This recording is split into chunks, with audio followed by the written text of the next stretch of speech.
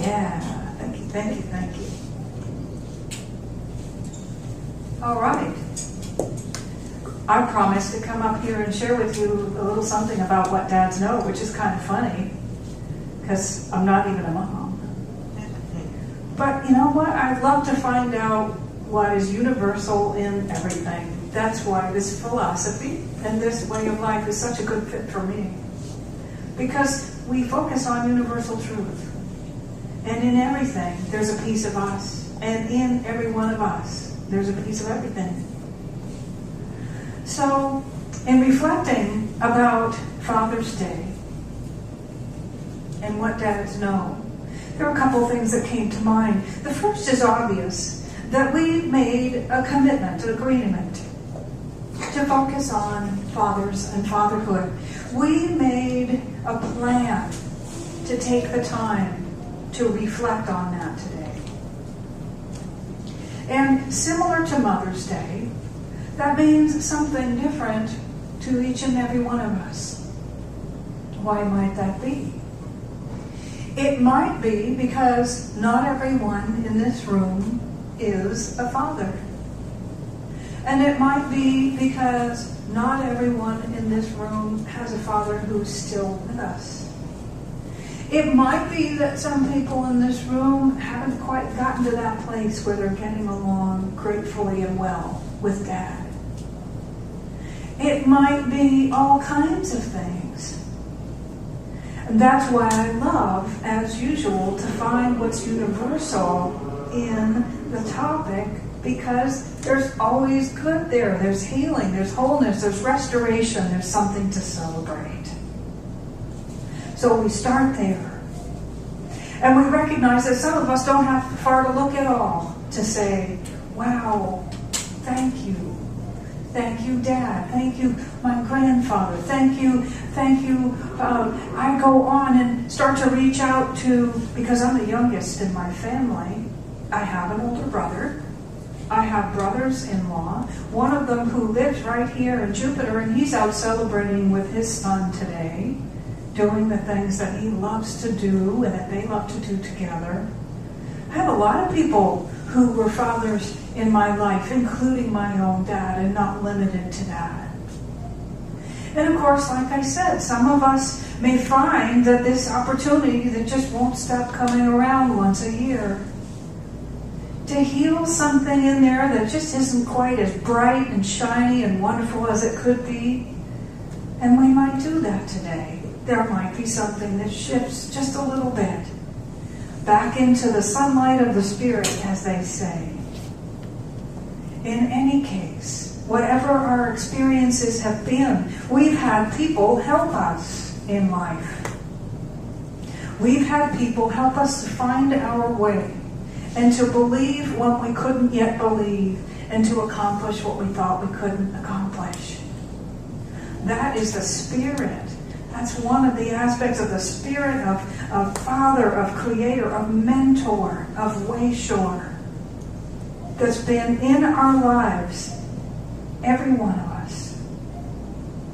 When we see our experiences this way, it allows us to not only be more grateful for what we're already grateful for, but to find gratitude in some surprising places that we might not have thought of until today as well. In the end, we recognize that how we choose to see things and people and our relationships with them and our memories of them and those times influence how we do all of that right now, how we do all of that today. We have the power to look back and repaint our memories of things long gone. We get to reframe them. We get to say, you know what? I've had some insights and I'm going to dress this one up because I feel differently about it now. Now, I don't know about all that science fiction stuff about timelines, but I suspect that if we go back into our past and we change how we remember something, is it possible that we heal it, that we sort of shift everything that comes after and it's in a new light now? Yeah. And what if it's just an opportunity to say, I really haven't taken the time. I know that my father transitioned, passed on from this plane about 6 years ago, actually 7. And there was a temptation to just say, oh, I don't want to talk about it. I don't want to do this day because my dad is gone. But I was fortunate enough to be reminded by many people that he's not gone. He's just in a different place. But we're all in different parts of only one place. And so I found my perfect way to connect with him whenever I want to, that can never be taken away. I honor myself and him in doing that. So what do dads know? Well, dads know stuff. Dads know that you can take a step before you've taken one at all, right? Dads know that you can ride that bike before you've even picked one out or gotten on it, right? Dads know that whatever you dream of, you can do. That whatever you want to be, you can be. And sometimes, like I said, it's your biological father who knows that for you, and sometimes it's that coach at school. I don't know about you, but not everybody is a Chevrolet and apple pie kind of dad. I'm the daughter of an artist. Imagine that. He played jazz drums, and he painted and illustrated. And he knew how to see the beauty in everything.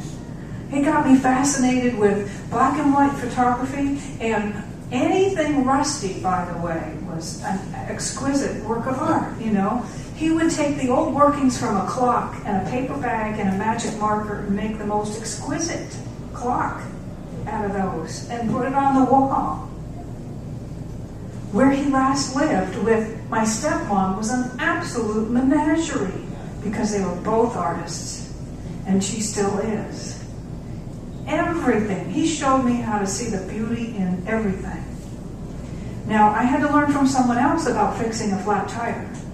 I had to learn from someone else. As a matter of fact, I took up being athletic because of coaches in school.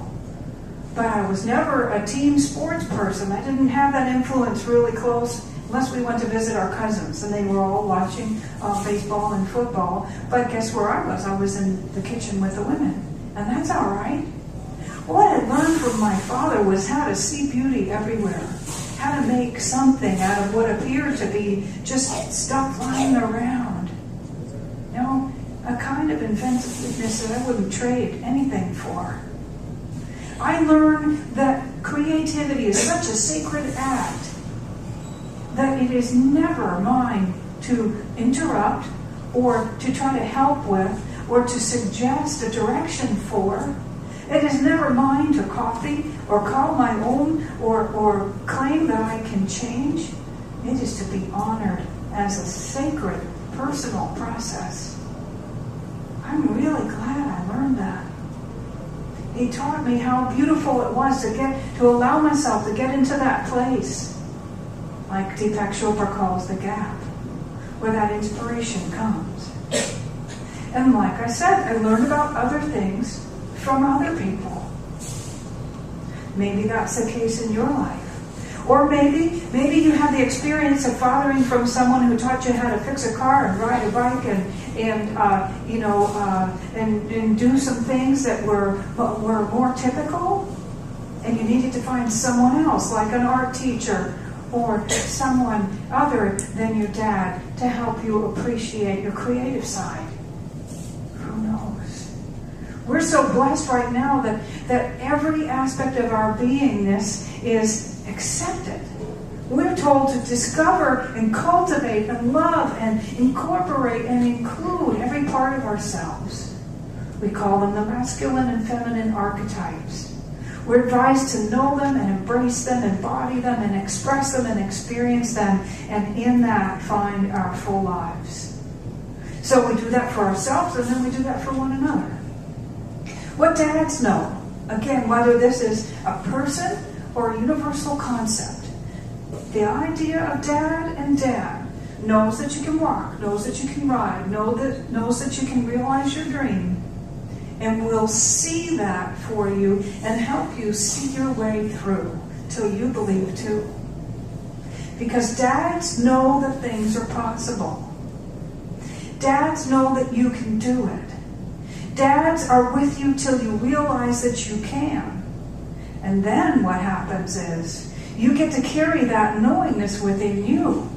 And when they're not around because they live in Timbuktu or Kentucky or they're not on the planet anymore or they're just busy, you have that thing in you now. It's a gift that they give you. The same gift that the I Am, the Creator, the all that is, put in you at birth. Has awakened in you with the help of a dad in some way.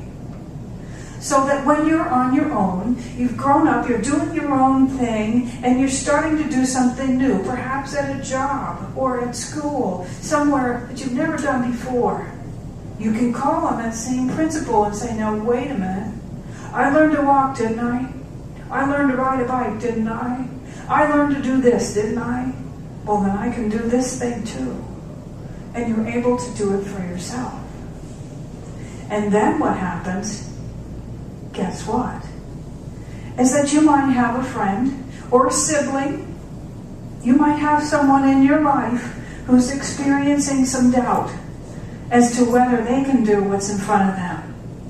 It could be an apparent hardship, or it could be the desire to realize a dream that also looks challenging. You have that thing within you that can be with them and say, I know you can. You learned to walk, didn't you? You learned to ride your bike, didn't you? You learned to do that thing that you didn't believe you could do earlier in life. This is no different. You can do this too. And I will be with you every step of the way till you're sure.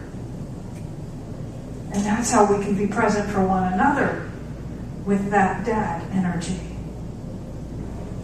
So we have this gift that initially is given to us and awakened within us by someone who started it in our life cycle.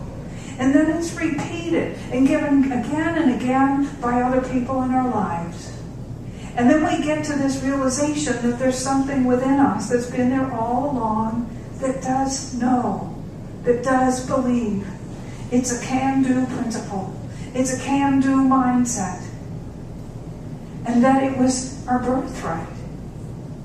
And that it can never be taken away. It can never be completely hidden. It can never be added to nor diminished. Because it's something that's part of us. And when we recognize that, and we live from that, then two things happen. We start living new dreams.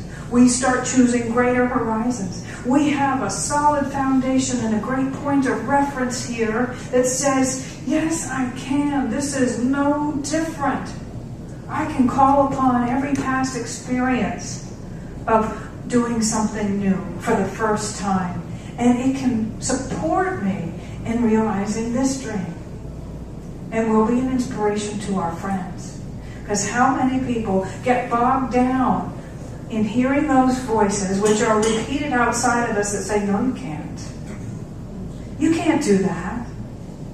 If you think about it, with forgiveness, no blaming. We've heard those voices too. We've heard the voices that say, you can't do that. And you know what? We can forgive them. They're just out picturings of our own doubt. We can listen to the can-do. We can listen to the dad within. We can listen to the father principle and have another experience. So that's a little bit about what dads know.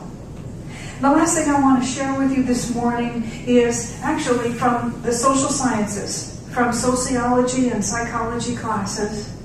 There are two simple principles which sound just like what we do here, and they come from the classroom. The first one is the Pygmalion effect. Anybody ever heard of that? A lot of teachers have. Okay. The basic idea is that there was an experiment where teachers were given two groups of students. And one group was very gifted, and the other was a little bit challenged. Well, they did the bait and switch with the teachers just to see what would happen. So the teachers who thought they were getting the gifted kids got the ones who were actually having some challenges. And the other teachers who thought they were getting the challenged kids got the ones who were gifted. And what happened was the expectation of the teachers of the performance of the children based upon what they thought they knew about those kids influenced their performance. The ones who had been previously identified as challenged were treated like gifted students and they excelled. The ones who had been previously identified as gifted were treated like they had challenges, and they did. Now, of course, I don't know the details of this. Maybe they apologized and did something really great afterwards. I don't know. But isn't that interesting? It's called the Pygmalion effect. Pygmalion was also known as the Hunchback of Notre Dame. That because of appearances, a preconceived idea was formed about that person, and the reality and the humanness and the capability of that person was overlooked because of a preconceived notion. Okay? So, we want to see one another in the best light we know how, because that has an effect on those people's performance. So that means everyone you've ever known, everyone you're hanging out with right now, everyone you have yet to meet. Here's the other half. It's called the self-fulfilling prophecy. With the word prophecy in it, sounds like something you'd learn around here. The self-fulfilling prophecy basically says that what I think about me influences how I perform, right? We teach that all day long. In all our classes, we talk about it every Sunday. We sing about it. How I think about me influences how I perform. Put the two together and you have the most powerful partnership, right? So, let's make a deal. Are you ready? The deal is that I promise to think of each of you in the highest light I know how, and to choose to grow that perception every day to the best of my ability.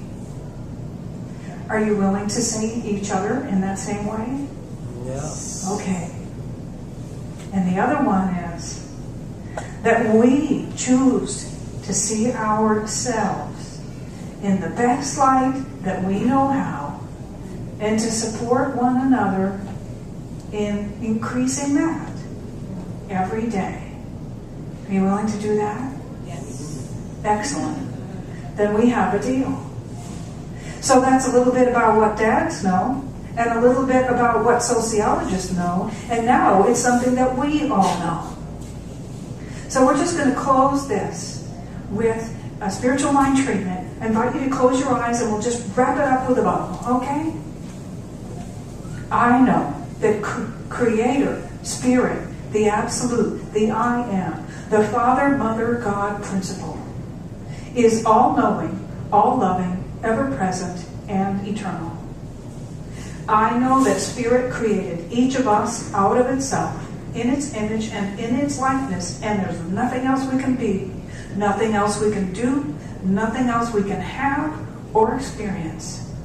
The truth of who we are is already magnificent, already whole, already perfect, already awesome. And because this is so, I know that each of us are all that. We are true, we are loving, we are perfect, we are eternal. We know everything we need to know, we got lots of love, and all that we require in the way of substance, and we have energy and inspiration and animation without limits. Therefore, I know that whatever we dream of, we can do.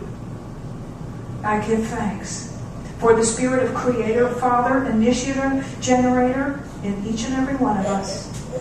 And for every father who ever is or has ever been or will be. Because the truth of who we all are is that we rock. In gratitude for this, I simply release my word knowing it's already so. And together as we open our eyes, we say, and so it is.